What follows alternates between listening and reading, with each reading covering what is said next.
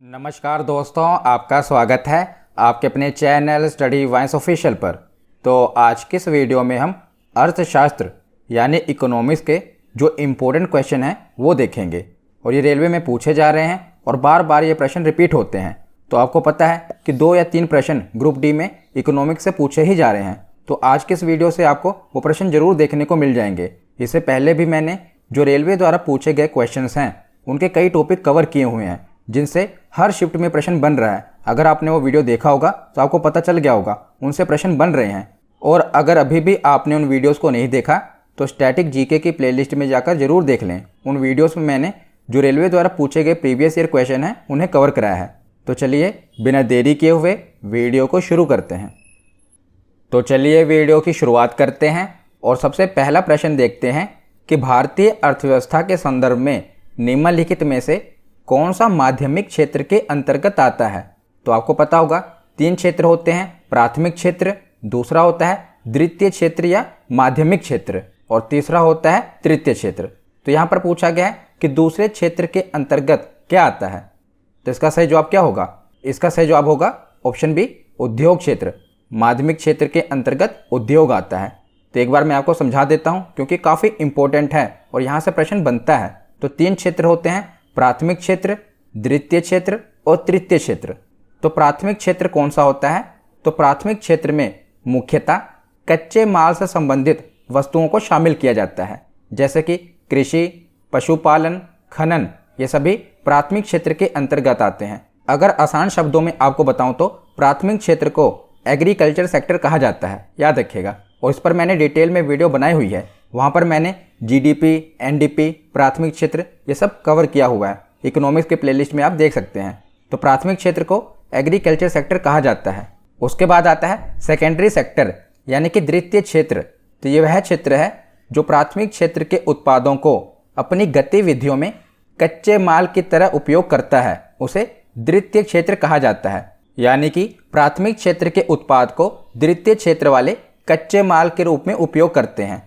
और द्वितीय क्षेत्र को मैन्युफैक्चरिंग सेक्टर कहा जाता है। जैसे कि प्राथमिक क्षेत्र को एग्रीकल्चर सेक्टर कहते हैं, उसी प्रकार द्वितीय क्षेत्र को मैन्युफैक्चरिंग सेक्टर कहते हैं। इसमें क्या क्या आता है? जैसे कि लौह एवं इस्पात उद्योग, वस्त्र उद्योग, यानी कि जो फैक्ट्रियां वगैरह होती हैं ना, वो द्वितीय क्षेत्र में आती हैं। तीसरा होता है तृतीय क्षेत्र, जिसे टेरिशरी सेक्टर कहते हैं। इस क्षेत्र में विभिन्न प्रकार की सेवाओं का उत्पादन किया जाता है, इसे सर्विस सेक्टर कहा जाता है। जैसे कि यातायात, बीमा, स्वास्थ्य, शिक्षा आदि, ये सभी सर्विस सेक्टर में आते हैं। जैसे एक वकील हो गया, वो आपको सर्विस प्रोवाइड करता है। डॉक्टर, वो भी आपको सर्विस प्रोवाइड करता है। तो इस प्रकार 3 क्षेत्र होते हैं, प्राथमिक क्षेत्र, द्वितीय क्षेत्र और तृतीय क्षेत्र। और यहाँ से प्रश्न बहुत बार रिपीट होते हैं। इसको मैं आपको उदाहरण से समझा देता हूँ ताकि आपको और क्लियर हो जाए। जैसे मान लीजिए कि किसान ने आलू की खेती की, तो जो ये आलू है ये प्राथमिक क्षेत्र में आएगा क्योंकि ये एग्रीकल्चर सेक्टर में आता है। उसके बाद आलू का चिप्स बनाने के लिए इसे फैक्ट्री में ले जाया जाएगा, तो फैक्ट्री वगैरह सेकेंडरी सेक्टर में आएंगी। उसके बाद जब ये चिप्स बन जाएगा, चिप्स बनने के बाद इसे मार्केट तक पहुंचाना पड़ेगा ना, तो मार्केट तक पहुंचाने के लिए किसी न किसी प्रकार के साधन का इस्तेमाल किया जाएगा, जैसे कि ट्रक वगैरह का इस्तेमाल किया जाएगा, जिनसे ये मार्केट तक पहुंचेंगे। तो ये यातायात किस में आएगा? ये तृतीय क्षेत्र में आएगा। तो इस प्रकार ये 3 क्षेत्र होते हैं। और इन तीनों क्षेत्रों में से भारत के जीडीपी में देखा जाए तो सबसे ज़्यादा योगदान तृतीय क्षेत्र का रहा है। ये याद रखिएगा, बहुत ही इंपॉर्टेंट है। अगर मैं आपको डाटा के अकॉर्डिंग बताऊं तो देखिए, प्राथमिक क्षेत्र का भारत के जीडीपी में लगभग 19% योगदान है। दूसरे क्षेत्र का यानी कि द्वितीय क्षेत्र का भारत के जीडीपी में 28% योगदान है। और तृतीय क्षेत्र का भारत के जीडीपी में 53% के लगभग योगदान है। तो सबसे ज़्यादा योगदान भारत के जीडीपी में किसका है? सर्विस सेक्टर का है, तृतीय क्षेत्र का है। तो आशा करता हूँ आपको समझ में आ गया होगा। अगला प्रश्न देखते हैं कि भारतीय अर्थव्यवस्था में इनमें से किस क्षेत्र को सेवा के रूप में भी जाना जाता है? तो मैंने अभी आपको क्या बताया था कि सर्विस सेक्टर के रूप में किस क्षेत्र को जाना जाता है? तृतीय क्षेत्र को। ऑप्शन ए इसका सही जवाब होगा। तो अर्थव्यवस्था के तृतीय क्षेत्र को सेवा क्षेत्र भी कहते हैं। इसके अंतर्गत व्यापार, यातायात, वित्त, पर्यटन, ये सभी चीज़ें जो सर्विस प्रोवाइड करती हैं तृतीय क्षेत्र के अंतर्गत आती हैं। अगला प्रश्न है कि निम्नलिखित में से कौन सा असंगठित क्षेत्र का एक उदाहरण है, यानी कि अनऑर्गेनाइज सेक्टर का उदाहरण कौन सा है? तो इसका सही जवाब क्या होगा? खेती। खेती एक अनऑर्गेनाइज सेक्टर है, तो खेती असंगठित क्षेत्र का एक उदाहरण है। असंगठित क्षेत्र वे सेक्टर होते हैं जो सरकार के साथ पंजीकृत नहीं हैं, यानी कि सरकार के पास रजिस्टर नहीं है, जिसके रोजगार की शर्तें तय नहीं हैं। गांवों में परंपरागत कार्य करने वालों के अलावा भूमिहीन किसान, छोटे किसान, शहरी दैनिक मजदूर, ये सभी अनऑर्गेनाइज सेक्टर में यानी कि असंगठित क्षेत्र में आते हैं। अगला प्रश्न है कि डैश क्षेत्र भारत में कृषि के बाद दूसरा सबसे बड़ा नियोक्ता क्षेत्र है, यानी कि भारत में कृषि सबसे ज़्यादा रोजगार देती है। कृषि के बाद दूसरा सबसे ज़्यादा रोजगार देने वाला कौन सा क्षेत्र है? तो ये है वस्त्र। ऑप्शन डी वस्त्र, यानी कि टेक्सटाइल सेक्टर भारत में कृषि के बाद दूसरा सबसे ज़्यादा रोजगार देने वाला क्षेत्र है। तो वस्त्र उद्योग भारत का सबसे प्राचीन उद्योग होने के साथ साथ देश का सबसे संगठित एवं व्यापक उद्योग भी है। देश में रोजगार उपलब्ध कराने में वस्त्र उद्योग कृषि के बाद दूसरा सबसे बड़ा क्षेत्र है। वस्त्र उद्योग के अंतर्गत सूती, रेशमी, ऊनी एवं जूट आदि उद्योगों को सम्मिलित किया जाता है। अगला प्रश्न है कि निम्नलिखित में से कौन सा विभाग भारत के जीडीपी की गणना करता है? तो जो जीडीपी होती है इसकी गणना कौन करता है? अगर आपको जीडीपी समझ रहे हैं कि जीडीपी क्या है, एनडीपी क्या है, एनएनपी क्या है, तो इसके ऊपर मैंने स्पेशली वीडियो बनाई हुई है, वहाँ से आप अपने कंसेप्ट क्लियर कर सकते हैं। यहाँ पर हम सिर्फ उसके जो प्रीवियस ईयर क्वेश्चन है वो देख रहे हैं। तो निम्नलिखित में से आपको बताना है कि जीडीपी की गणना कौन सा विभाग करता है? तो केंद्रीय सांख्यिकी कार्यालय, ऑप्शन सी इसका सही जवाब होगा। तो भारतीय सकल घरेलू उत्पाद यानी कि जीडीपी की गणना केंद्रीय सांख्यिकी संगठन के द्वारा की जाती है, जिसे सीएसओ कहते हैं। तो सीएसओ आंकड़ों का संग्रहण करता है तथा सांख्यिकी रिकॉर्ड का अनुरक्षण करता है। अगला प्रश्न है कि निम्नलिखित में से कौन सा क्षेत्र भारत की जीडीपी में सर्वाधिक योगदान देता है? तो शुरुआत में मैंने आपको बता दिया था कि सर्वाधिक योगदान भारत की जीडीपी में कौन सा क्षेत्र देता है? तो इसका सही जवाब है ऑप्शन सी तृतीय क्षेत्र यानी कि सर्विस सेक्टर। तो वर्तमान में भारत के सकल घरेलू उत्पाद में तृतीय क्षेत्र का योगदान सबसे अधिक है। द्वितीय स्थान पर द्वितीय क्षेत्र तथा तृतीय स्थान पर प्राथमिक क्षेत्र का योगदान है। आर्थिक समीक्षा 2021-22 के अनुसार वर्ष 2021-22 में सकल मूल्यवर्धन यानी कि जीवीए में तृतीय क्षेत्र, द्वितीय क्षेत्र एवं प्राथमिक क्षेत्रों का योगदान क्रमशः अगर देखा जाए तो जो तृतीय क्षेत्र है जिसका योगदान भारत की जीडीपी में सबसे ज़्यादा है उसका योगदान रहा है लगभग 53%। उसके बाद आता है द्वितीय क्षेत्र जिसका भारत की जीडीपी में लगभग 28.2% योगदान रहा है। उसके बाद आता है प्राथमिक क्षेत्र यानी कि एग्रीकल्चर सेक्टर जिसका भारत की जीडीपी में लगभग 19%, एग्जैक्ट बताऊं तो 18.8% योगदान रहा है। तो सबसे ज़्यादा तृतीय क्षेत्र का योगदान रहा है भारत की जीडीपी में। अगला प्रश्न है कि भारत में राष्ट्रीय आय की गणना का पहला प्रयास किसने किया था? तो भारत की नेशनल इनकम सबसे पहले काउंट करने का प्रयास किसने किया था? तो इसका सही जवाब है ऑप्शन बी दादा भाई नौरोजी। इन्होंने भारत में राष्ट्रीय आय की गणना का सबसे पहला प्रयास किया था। अगला प्रश्न है कि स्वतंत्रता के बाद दूसरी पंचवर्षीय योजना के दौरान जर्मनी के सहयोग से किस इस्पात संयंत्र की स्थापना की गई थी? तो अभी ग्रुप डी में पंचवर्षीय योजनाओं से बहुत से प्रश्न बन रहे हैं, तो पंचवर्षीय योजनाएं कैसे याद करनी है वो मैंने आपको बताया हुआ है, इकोनॉमिक्स के प्लेलिस्ट में देख लेना। तो स्वतंत्रता के बाद जो दूसरी पंचवर्षीय योजना थी उसमें जर्मनी के सहयोग से जो इस्पात संयंत्र बना था ना, उसका नाम क्या था? उसका नाम था ऑप्शन सी राउरकेला इस्पात संयंत्र। तो दूसरी पंचवर्षीय योजना देख लेते हैं। इसकी अवधि रही है 1956 से लेकर 61 तक। अभी आगे मैं आपको जितनी भी पंचवर्षीय योजना है वो बता दूंगा, अभी बस आप दूसरी पंचवर्षीय योजना देख लीजिए क्योंकि इसकी बात चल रही है। तो इसकी अवधि है 1956 से लेकर 1961 तक। और दूसरी पंचवर्षीय योजना का मॉडल किसने तैयार किया था? तो पीसी महालनोबिस ने यह मॉडल तैयार किया था, इसीलिए दूसरी पंचवर्षीय योजना को पीसी महालनोबिस मॉडल कहते हैं। और इसका उद्देश्य क्या था? तो दूसरी पंचवर्षीय योजना का उद्देश्य औद्योगिक विकास था, इसीलिए इसमें प्रमुख जो कार्य हुए थे जैसे कि दुर्गापुर, भिलाई, राउरकेला इन इस्पात कारखानों को स्थापित किया गया था, क्योंकि इसका उद्देश्य था औद्योगिक विकास। अगला प्रश्न देखते हैं। तो प्रथम पंचवर्षीय योजना का मुख्य ध्यान डैश पर था। तो प्रथम पंचवर्षीय योजना का उद्देश्य क्या था? उस समय मुख्य ध्यान किस पर था? तो उस समय मुख्य ध्यान था कृषि क्षेत्र पर। ऑप्शन ए इसका सही जवाब होगा। तो पहली पंचवर्षीय योजना के बारे में देख लेते हैं। तो इसकी अवधि थी 1951 से लेकर 1956 तक। ये मॉडल किसने तैयार किया था? तो इसे हेराल्ड डोमर मॉडल कहते हैं। और इसका उद्देश्य क्या था? तो इसका उद्देश्य था कृषि विकास। तो पहली पंचवर्षीय योजना का उद्देश्य था कृषि विकास। इस योजना काल के दौरान कई बड़ी सिंचाई परियोजनाएं शुरू की गईं, जैसे कि भाखड़ा नांगल परियोजना, दामोदर नदी घाटी परियोजना, व्यास परियोजना, क्योंकि इसका मुख्य उद्देश्य था कृषि विकास। दूसरी पंचवर्षीय योजना का उद्देश्य था औद्योगिक विकास और पहली पंचवर्षीय योजना का उद्देश्य था कृषि विकास। इस प्रकार जितनी भी पंचवर्षीय योजनाएं रही हैं ना, इसी डायग्राम की सहायता से मैंने आपको पढ़ाया हुआ है। आप वीडियो में देख लेना, वहाँ पर मैंने ये बताया हुआ है कि मॉडल कौन सा था, उसका उद्देश्य क्या था, जो कि एग्जाम में पूछा जाता है।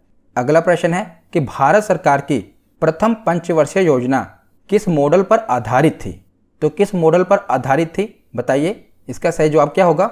Option C Harrod Domar model. अगर ये पूछा होता कि दूसरी पंचवर्षीय योजना किस मॉडल पर आधारित थी, तो उसका सही जवाब क्या होता? PC Mahalanobis model. पर इसका सही जवाब है option C Harrod Domar model. अगला प्रश्न है कि प्रथम पंचवर्षीय योजना की योजना का मसौदा तैयार करने में शामिल युवा अर्थशास्त्री कौन थे? तो प्रथम पंचवर्षीय योजना का मसौदा किसने तैयार किया था? इसका सही जवाब है ऑप्शन ए के.एन. राज।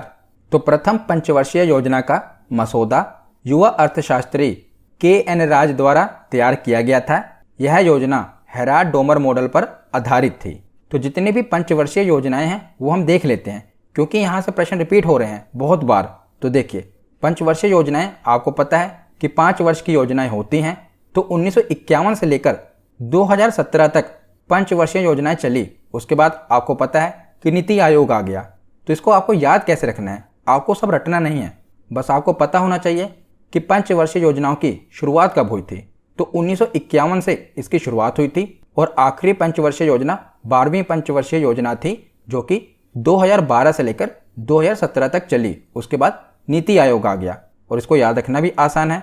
12वीं पंचवर्षीय योजना है और 2012 से इसकी स्टार्टिंग हुई है, तो 5 वर्ष की होगी 2017 तक।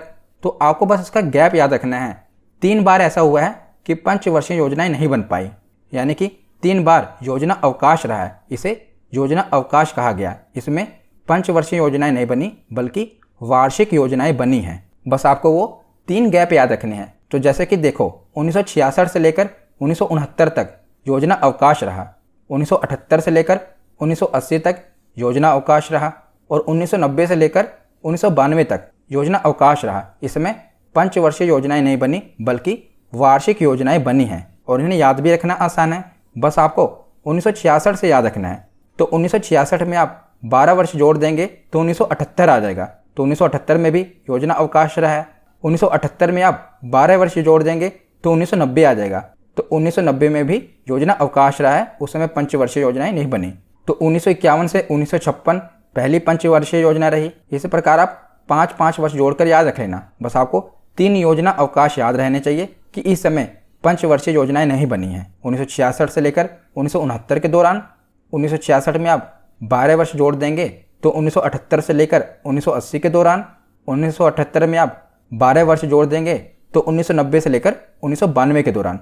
इस समय पंचवर्षीय योजनाएं नहीं बनी। बाकी वर्ष आपको याद रखना है कि पंचवर्षीय योजनाएं बनी हैं और आखिरी पंचवर्षीय योजना रही थी 12वीं पंचवर्षीय योजना, जो कि 2012 से लेकर 2017 तक थी। और याद रखना भी मैंने आपको बता दिया कि 12वीं पंचवर्षीय योजना थी तो 2012 से शुरू हुई थी और 5 वर्ष की योजना रही है। तो 2017 में ये पंचवर्षीय योजनाएं खत्म हो गई। उसके बाद नीति आयोग आ गया। तो अगला प्रश्न है कि किस योजना के अंतर्गत सरकार ने कृषि नीति आरंभ की जिससे हरित क्रांति का जन्म हुआ? तो आपको पता है कि भारत में हरित क्रांति का जन्म 1966 से 67 के दौरान हुआ था। तो 1966 में कौन सी पंचवर्षीय योजना शुरू हो गई थी? 1951 से 56 तक पहली पंचवर्षीय योजना, 56 से 61 तक दूसरी पंचवर्षीय योजना, 61 से 66 यानी कि तीसरी पंचवर्षीय योजना के दौरान भारत में हरित क्रांति आई थी। तो इसका सही जवाब क्या होगा? ऑप्शन डी तृतीय पंचवर्षीय योजना में हरित क्रांति का जन्म हुआ था। 1966 और 67 में भारत में हरित क्रांति की शुरुआत हुई थी और हरित क्रांति के जन्मदाता कौन थे? Professor Norman Borlaug. लेकिन जो भारत में हरित क्रांति आई थी इसके जन्मदाता माने जाते हैं MS स्वामीनाथन। तो हरित क्रांति से देश के कृषि क्षेत्र में महत्वपूर्ण प्रगति हुई थी। उसके बाद अगला प्रश्न है कि भारतीय रिजर्व बैंक की स्थापना कब की गई थी? तो कई बार ये क्वेश्चन रिपीट हुआ है। तो RBI की स्थापना कब की गई थी? 1 अप्रैल 1935 को। इसका सही जवाब क्या होगा? ऑप्शन सी, 1 अप्रैल 1935। तो भारतीय रिजर्व बैंक की स्थापना 1 अप्रैल 1935 को हुई थी और इसका नेशनलाइजेशन यानी कि राष्ट्रीयकरण 1949 में हुआ था। और इसका मुख्यालय कहाँ पर है? तो मुंबई में इसका मुख्यालय है। और वर्तमान में RBI के गवर्नर कौन है? शक्तिकांत दास। ये वर्तमान में RBI के गवर्नर हैं। अगला प्रश्न है कि 2000 के भारतीय बैंक नोट पर छपा मंगलयान क्या दर्शाता है? तो जो ये मंगलयान था ये क्या था? ये भारत का पहला अंतरिक्ष अभियान था। तो इसका सही जवाब है ऑप्शन ए, अंतरिक्ष में भारत का पहला अभियान था मंगलयान। तो जो भी हमारे करेंसी नोट हैं इन पर जो छपा होता है ना, जो प्रतीक छपे होते हैं वो एग्जाम में पूछे जाते हैं। तो एक बार देख लेते हैं। तो 200 के नोट में कौन सा प्रतीक छपा होता है? सांची का स्तूप। 500 के नोट में दिल्ली का लाल किला। 2000 के नोट में मंगलयान। 100 के नोट में रानी की वाव। 50 के नोट में हम्पी का रथ। 20 के नोट में एलोरा की गुफाएं और 10 रुपये के नोट में कोणार्क का सूर्य मंदिर। तो ये जितने भी विरासत के प्रतीक हैं जो कि हमारे नोट में छपे होते हैं वो आपको याद होने चाहिए। ये परीक्षा में पूछ ले जाते हैं। अगला प्रश्न है कि बुल और बियर शब्द डैश में उपयोग किए जाते हैं। तो आपको पता ही होगा कि बुल और बियर शब्द ये शेयर बाजार में उपयोग किए जाते हैं। इसका सही जवाब है ऑप्शन डी। तो बुल और बियर शब्द का प्रयोग शेयर बाजार में किया जाता है। यदि बाजार को लोग बुल मार्केट कहकर पुकारें तो इसका मतलब है कि शेयर का सूचकांक ऊपर चल रहा है। और यदि बाजार को लोग बियर कहकर पुकारें तो इसका मतलब है कि शेयर का सूचकांक नीचे गिर रहा है। अगला प्रश्न है कि सरकार के कुल व्यय और ऋण को छोड़कर कुल प्राप्तियों के बीच के अंतर को क्या कहा जाता है? तो इसको राजकोषीय घाटा कहा जाता है। तो सरकार के कुल व्यय और ऋण को छोड़कर जो कुल प्राप्तियों के बीच का अंतर होता है उसे राजकोषीय घाटा कहा जाता है। एक होता है प्राथमिक घाटा। तो प्राथमिक घाटा किसे कहते हैं? तो चालू वित्तीय वर्ष यानी कि करंट ईयर में जो राजकोषीय घाटा हुआ है और पिछले वर्ष के ऋणों पर ब्याज के भुगतान में अंतर को प्राथमिक घाटा कहा जाता है। तो बात यहाँ पर चल रही थी राजकोषीय घाटे की। तो राजकोषीय घाटा आप ऐसे समझ लीजिए, एक तो ये घाटा है। आपको घाटा कब होता है? जब आपका व्यय यानी कि खर्चे आपकी इनकम से ज़्यादा हों। तो उसी प्रकार राजकोषीय घाटा क्या है? सरकार का जब कुल व्यय सरकार की कुल आय से ज़्यादा हो तो उसे राजकोषीय घाटा कहते हैं। कुल व्यय में क्या आता है? पूंजी और राजस्व व्यय, ये सरकार के कुल व्यय में आ जाता है। और कुल आय में क्या आता है? राजस्व प्राप्ति और ऋणों से जो वसूली की जाती है और अन्य प्राप्तियां, ये सरकार की कुल आय है। तो जब सरकार का कुल व्यय सरकार की कुल आय से ज़्यादा हो तो उसे राजकोषीय घाटा कहेंगे। ये आसान शब्दों में मैंने आपको बता दिया और ये एग्जाम में बहुत बार रिपीट हुआ है। जब सरकार का कुल व्यय सरकार की कुल आय से ज़्यादा हो तो उसे राजकोषीय घाटा कहा जाएगा। अगला प्रश्न है कि वित्तीय घाटा शब्द भारत सरकार के किस मंत्रालय से संबंधित है? तो वित्तीय घाटा नाम से ही क्लियर है, ये वित्त मंत्रालय। इसका सही जवाब होगा ऑप्शन ए, वित्तीय घाटा। वित्तीय घाटा शब्द भारत सरकार के वित्त मंत्रालय से संबंधित है। उसके बाद अगला प्रश्न है कि भारत में वस्तु एवं सेवा कर यानी कि GST की शुरुआत कब की गई थी? तो भारत में GST की शुरुआत हुई थी 1 जुलाई 2017 को। ऑप्शन ए इसका सही जवाब होगा। अगला प्रश्न है कि GST लागू करने वाला पहला देश कौन सा था? तो पहला देश था फ्रांस। इसका सही जवाब होगा ऑप्शन बी।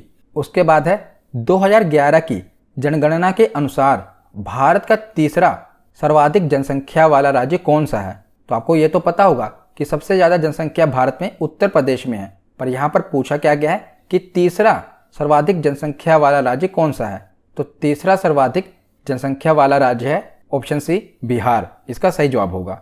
तो वर्ष 2011 की जनगणना के अनुसार भारत के सर्वाधिक जनसंख्या वाले 5 राज्य देख लीजिए। सबसे पहले आता है उत्तर प्रदेश। उत्तर प्रदेश में सबसे ज़्यादा जनसंख्या है। उसके बाद आता है महाराष्ट्र। महाराष्ट्र के बाद तीसरे नंबर पर आता है बिहार। चौथे नंबर पर आता है पश्चिम बंगाल और 5वें नंबर पर आता है आंध्र प्रदेश। तो ये 5 राज्य हैं जनसंख्या के हिसाब से।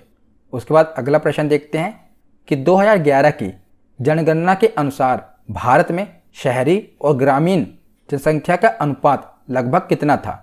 तो शहरी और ग्रामीण जनसंख्या का अनुपात कितना था, तो इसका सही जवाब है ऑप्शन सी 31:69। शहरी जनसंख्या का अनुपात है 31 और ग्रामीण जनसंख्या का अनुपात है 69। तो 2011 की जनगणना के अनुसार भारत में शहरी एवं ग्रामीण जनसंख्या के अनुपात है 31:69। वहीं पर लिंग अनुपात यानी कि सेक्स रेशियो है 943 और जनसंख्या घनत्व है 382। तो जनगणना के ऊपर भी मैंने डिटेल में वीडियो बनाई हुई है, इंडियन ज्योग्राफी की प्लेलिस्ट में आपको ये वीडियो मिल जाएगी। उसके बाद अगला प्रश्न है कि 2011 की जनगणना के अनुसार इनमें से किस राज्य में सर्वाधिक आदिवासी आबादी निवास करती थी। तो सर्वाधिक आदिवासी आबादी किस राज्य में निवास करती थी 2011 की जनगणना के अनुसार, तो इसका सही जवाब है ऑप्शन बी मध्य प्रदेश। मध्य प्रदेश में सबसे ज़्यादा आदिवासी आबादी निवास करती थी। तो 2011 की जनगणना 15वें क्रम की थी, यानी कि कौन से नंबर की थी, 15वें नंबर की थी, जिसका आदर्श वाक्य था हमारी जनगणना हमारा भविष्य। और भारत में सर्वप्रथम जनगणना 1872 में लॉर्ड मेयो के समय में हुई थी और 1881 से ये लगातार होती आ रही है। शुरुआत इसकी 1872 में हुई थी, पर उसके बाद ये लगातार नहीं हुई थी। 1881 के बाद जनगणना लगातार हो रही है। और 2011 की जनगणना के अनुसार मध्य प्रदेश में आदिवासी आबादी सबसे ज़्यादा है तथा नागालैंड एकमात्र ऐसा राज्य है जिसकी जनसंख्या वृद्धि ऋणात्मक थी, यानी कि नागालैंड की जो जनसंख्या वृद्धि दर है ना, ये माइनस में है, ऋणात्मक है। ये इकलौता ऐसा राज्य है। अगला प्रश्न है कि भारत की जनगणना 2011 के अनुसार जनसंख्या घनत्व कितना था, पॉपुलेशन डेंसिटी कितनी थी। तो इसका सही जवाब है ऑप्शन ए 382 व्यक्ति प्रति वर्ग किलोमीटर। ये भारत का जनसंख्या घनत्व था 2011 में। अगला प्रश्न है कि 2011 की जनगणना के अनुसार भारत में गरीबी रेखा बिलो पॉवर्टी लाइन के नीचे का प्रतिशत क्या है। तो भारत की गरीबी रेखा का प्रतिशत है ऑप्शन ए 22%। तो गरीबी रेखा आय के उस स्तर को कहते हैं जिसे कम आमदनी होने पर लोग अपनी भौतिक जरूरतों को पूरा करने में असमर्थ होते हैं। और वर्ष 2011 की जनगणना के अनुसार देश में करीब 27 करोड़ लोग, यानी कि 21.92%, लगभग 22% लोग गरीबी रेखा के नीचे जीवन यापन कर रहे हैं। ये 2011 की जनगणना के अनुसार है।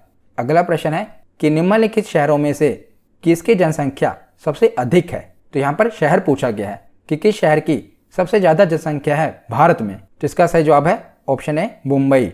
तो विश्व में भारत जनसंख्या की दृष्टि से दूसरा सबसे बड़ा देश है। इस समय भारत की जनसंख्या संपूर्ण विश्व की जनसंख्या का लगभग 17.5% है। और जनगणना 2011 के आधार पर भारत में 10 लाख की आबादी वाले शहरों की संख्या है 53। कितने? 53 शहर हैं जिनकी आबादी 10 लाख से ज़्यादा है। तो आज का आखिरी प्रश्न है कि श्वेत क्रांति जिस प्रकार दुग्ध उत्पादन से संबंधित है, उसी प्रकार पीली क्रांति का संबंध किससे है। तो पीली क्रांति का संबंध किससे है? इसका सही जवाब है ऑप्शन सी तिलहन से। तो भारत में पहली क्रांति की शुरुआत 1966 और 67 के दौरान हुई थी, जिसे हरित क्रांति के नाम से जाना जाता है। इसी प्रकार कुछ और प्रमुख क्रांतियां हुई जो कि देख लेते हैं। हरित क्रांति क्या है? खाद्यान्न उत्पादन से संबंधित है। श्वेत क्रांति दुग्ध यानी कि दूध उत्पादन से संबंधित है। पीली क्रांति खाद्य तेलों तथा तिलहन उत्पादन से संबंधित है। नीली क्रांति मत्स्य उत्पादन से संबंधित है। गुलाबी क्रांति प्याज और झींगा मछली के उत्पादन से संबंधित है। रजत क्रांति जिसे सिल्वर क्रांति कहते हैं, ये अंडा और मुर्गी उत्पादन से संबंधित है। गोल क्रांति आलू उत्पादन से संबंधित है। तो ये आपको क्रांतियाँ भी याद होनी चाहिए, एग्जाम में पूछ ली जाती हैं। तो आज की वीडियो यहीं पर ख़त्म होती है। कैसी लगी ये वीडियो कमेंट सेक्शन में ज़रूर बताना। धन्यवाद।